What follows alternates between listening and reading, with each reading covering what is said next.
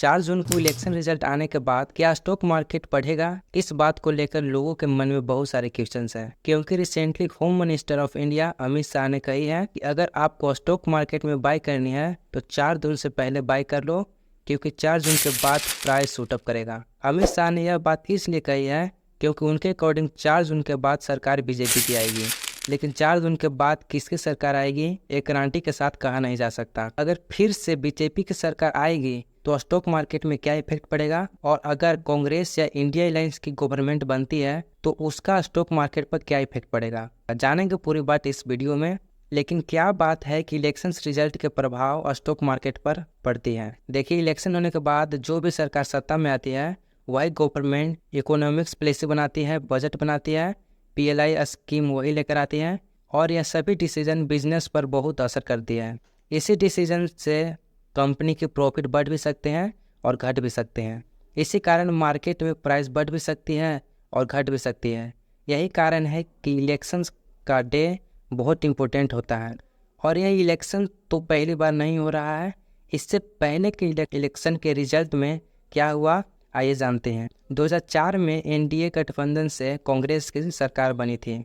इसके रिजल्ट के एक दिन बाद ही 7.8% मार्केट गिर गया था, और उसके एक महीने के अंदर मार्केट 12% से ज़्यादा गिर गया था। और फिर 2009 में इलेक्शन हुए, और फिर 2009 में कांग्रेस की सरकार बनी, और उसके एक दिन बाद ही मार्केट 17% से ज़्यादा बढ़ गया था, और एक महीने के अंदर मार्केट 23% लगभग बढ़ गया था। और यह रिजल्ट केवल इलेक्शन की वजह से ही नहीं बढ़े थे। जैसा कि आप जानते होंगे कि 2008 में मार्केट में क्रैश हुआ था, जिसका रिकवरी मार्केट कर रही थी, और 2014 में बीजेपी की सरकार आई थी, जिसमें मार्केट 1.2% बढ़ा और 6 महीने में 16% बढ़ा था। और फिर 2019 में इलेक्शन हुआ, जिस समय ग्लोबल मार्केट में इश्यूज थी। जिस समय बीजेपी की सरकार आई, इसके अगले दिन ही मार्केट में 1.6% के रिटर्न्स देखने को मिले। और हम बात करें 2024 की, उससे पहले आप कमेंट में बताएं कि इस इलेक्शन में कौन पार्टी जीतेगी, बीजेपी या फिर कांग्रेस या इंडिया अलायंस की सरकार।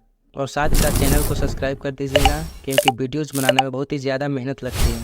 बात करें 2024 के इलेक्शन की, तो इसमें जनरली 2 तरह के सिचुएशन आ सकते हैं। पहला यह हो सकता है कि बीजेपी इन इलेक्शन को जीत जाती है।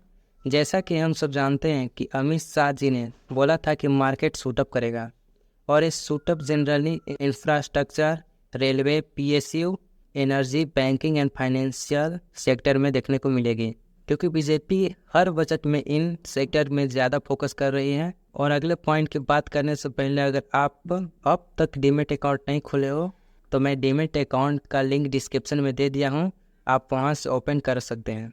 और दूसरे केस में हो सकता है कि कांग्रेस या इंडिया अलायंस की गवर्नमेंट आ जाती है, तो बजट एंड इकोनॉमिक्स पॉलिसी इनके हिसाब से होगी, तो रिजल्ट के दिन FIIs एंड DIIs और फॉरेन इन्वेस्टर भारी मात्रा में सेलिंग करेंगे, जिसके कारण शॉर्ट टर्म में मार्केट गिरता दिखेगा। और बीजेपी की सरकार बनेगी तो मार्केट शॉर्ट टर्म में शूटअप करेगी। इसका कारण यह नहीं है कि एक पार्टी खराब या बढ़िया है। जब भी कोई नई गवर्नमेंट आती है, उसका विज़न डिफरेंट होता है, और वे डिफरेंट सेक्टर में काम कर सकते हैं। मान लीजिए BJP PSU, banking and infrastructure पर ज़्यादा फोकस कर रही है, तो अगर बीजेपी नहीं बनती है तो 2 सरकार आएगी, अपने हिसाब से अलग सेक्टर में काम करेगी। अगर इंडिया अलायंस एंड कांग्रेस की सरकार आती है तो मार्केट के गिरने की चांसेस है। इससे सबसे ज़्यादा गिरावट PSU, इंफ्रास्ट्रक्चर, बैंकिंग और फाइनेंशियल सेक्टर में देखने को मिलेगी। इसका यही कारण है कि बीजेपी इन सारे सेक्टर को फेवर करती है, एंड कांग्रेस इसका फेवर करेगी या नहीं पहले से नहीं बताया जा सकता। अगर यह वीडियो पसंद आई हो तो इस वीडियो को एक दोस्तों को शेयर जरूर कीजिएगा।